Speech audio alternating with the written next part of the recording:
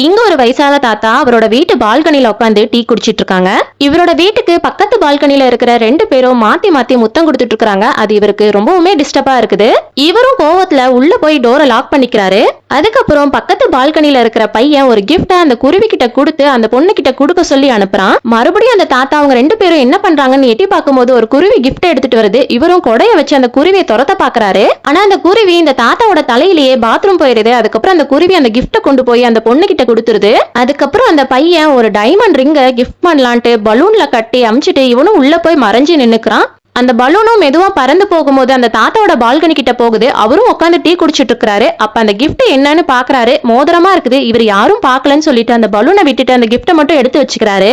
அந்த பக்கத்து பால்கனில இருக்கிற பொண்ணும் அவன் வந்திருக்கிறானான்ட்டு பால்கனில வந்து எட்டி பாக்குறா. ஆனா அவன் இல்லன்ட்டு சோகமா உள்ள போயிடுறா. அதுக்கப்புறம் அந்த பையனும் வந்து எட்டி பாக்குறான். நம்ம கொடுத்த கிஃப்ட்டுக்கு இவ எதுவுமே ரெஸ்பான்ஸ் பண்ணலையேன்ட்டு இவனும் சோகமா உள்ள போயிடுறான். அந்த வயசான தாத்தாவும் பால்கனிக்கு வந்து பாக்குறாரு. யாருமே இல்ல. அதனால இவரு சேர் போட்டு டீ குடிக்கிறாரு. இவரும் கவனிச்சுக்கிட்டே இருக்கிறாரு. ரொம்ப நாளாவே அவங்க 2 பேரும் மீட் பண்ணிக்கிறதே இல்ல. இதுக்கு எல்லாத்துக்குமே காரணம் நம்ம தான் சொல்லிட்டு இவரே அந்த கிஃப்ட கொண்டு போய் கதவை தட்டிட்டு அந்த பொண்ணு வீட்டுக்கு முன்னாடி வச்சுட்டு வந்துடுறாரு. இந்த பொண்ணு அந்த கிஃப்ட ஓபன் பண்ணி பார்த்து ரொம்பவுமே சந்தோஷப்படுறா. இந்த தாத்தாவும் வெளியில வந்து பார்த்தா அந்த பொண்ணு அவனோட வீட்டுக்கே போயிட்டு அவளோட லவ் சொல்லியிருக்கா. எப்படியா அவங்க 2 பேரும் ஒண்ணு சேர்ந்துட்டாங்கன்ட்டு இவரும் சந்தோஷமா இருக்கிறாரு.